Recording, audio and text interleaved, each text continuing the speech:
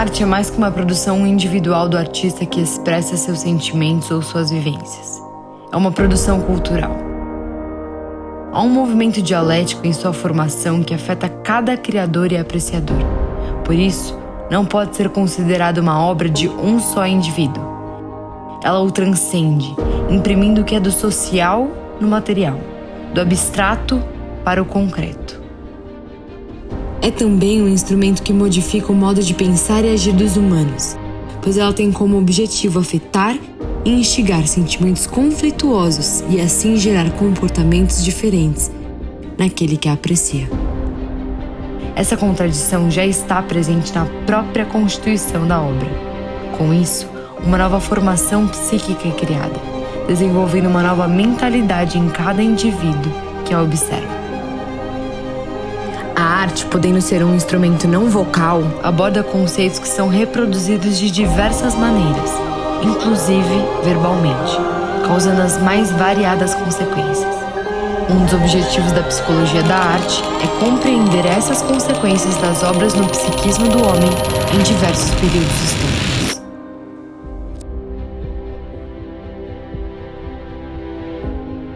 Os indígenas apareceram pela primeira vez nas pinturas europeias do século XVI com a expansão marítima portuguesa e a colonização das Américas, e por 200 anos foram retratados como pagãos, canibais ou como submissos ao homem branco. A maioria das obras reduziram a diversidade dos povos nativos em uma única representação do selvagem.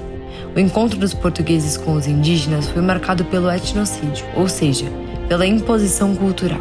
As pinturas de Victor Meirelles se utilizam das situações da vida cotidiana europeia para traduzir costumes e aspectos morais nos quadros. Para isso, fizeram uso de características físicas nos indígenas, como altura, fisionomia e poses advindas da estética renascentista europeia. A utilização dessa sobreposição de aspectos europeus na imagem do indígena fortaleceu a exclusão cultural e levou ao longo dos séculos a uma romantização do processo de colonização. Ainda existem obras que retratam a catequização de um povo pacífico e amistoso, o que não reflete o genocídio e o extermínio dos indígenas. Por outro lado, a vinda dos holandeses para o Brasil no século XVII teve como consequência a segregação de povos entre civilizados e incivilizados, marcando aqueles que se submeteram mais facilmente aos europeus e aqueles considerados como selvagens. A produção artística a respeito dos indígenas foi tão influente na Europa que alguns artistas recolheram o material trazido das Américas, ressignificaram o comportamento dos povos e criaram obras com novos preconceitos, mesmo nunca tendo contato direto com essa população. O estereótipo mais marcante foi a ideia de canibalismo, retratados por pintores como Theodore de Bry, conhecido por pintar rituais agressivos. Ainda hoje, vemos imagens estereotipadas de indígenas espalhadas pelas cidades, como o monumento Glória Imortal aos fundadores de São Paulo, que evidencia o trabalho forçado da população indígena e representa a forte imposição cultural como sinal de vitória dos europeus. Quando a família real chegou ao Brasil, os portugueses julgaram a colônia atrasada no ponto de vista europeu em relação à arte e arquitetura. Então, em 1817, começa a Missão Artística Francesa, um movimento que trouxe diversos artistas europeus ao Brasil com o objetivo de culturalizar a colônia com obras do neoclassicismo. Um dos principais artistas desse período foi Jean-Baptiste Debré, responsável por inúmeras obras que caracterizaram esse período. Debré até hoje tem grande importância para a compreensão da estrutura de nosso país.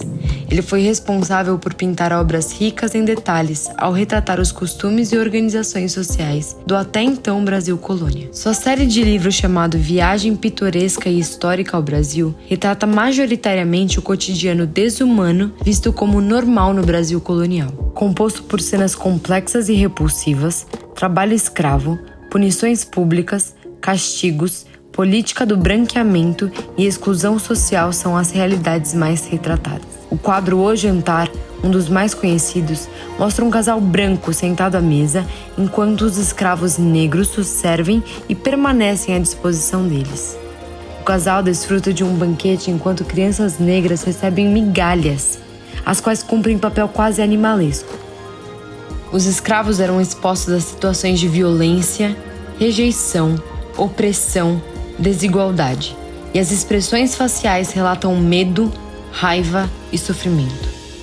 O conjunto de todas essas imagens reforça o estereótipo que foi desenvolvido de forma cruel através da desumanização dos escravos. Cenas assim normalizam e padronizam o lugar, funções e ações nas quais os negros devem ou não exercer. Foi por meio de obras racistas como essas que criou-se no inconsciente coletivo padrões inflexíveis de um ideal de sociedade. E o olhar individual passou a se acostumar a assistir e presenciar cenas absurdas que, apesar dos séculos de distância, se assemelham com as retratadas em obras artísticas.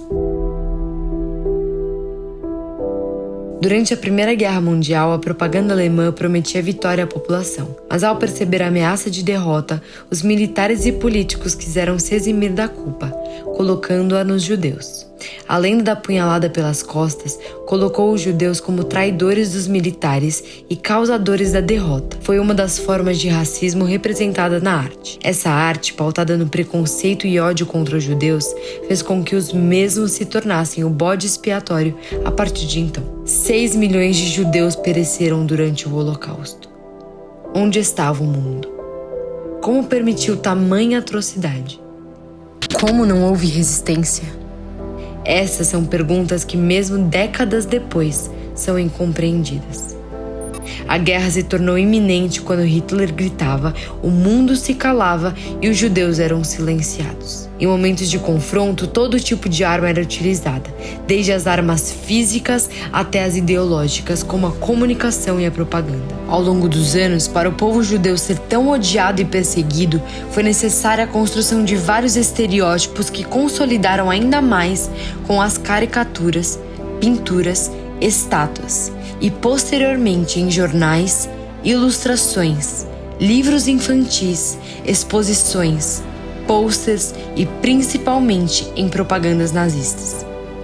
Durante a Segunda Guerra Mundial, o antissemitismo, que pode ser definido como preconceito ou ódio contra os judeus, usou da arte uma forma de esclarecimento popular, pois o Estado nazista imaginava que o seu povo era inculto e vazio, e assim poderiam os convencer de pensar da mesma maneira. O judeu foi apresentado como homem capitalista, gordo, rico e nas imagens sempre aparecia cobrando alguma dívida. Para os trabalhadores, assume a figura do patrão e ao mesmo tempo do monstro comunista. Para as crianças e mulheres, ele representa o papel de comedor de criancinhas e pervertido sexual. Por isso, o antissemitismo causou o que hoje é conhecido como o maior genocídio da história, o Holocausto.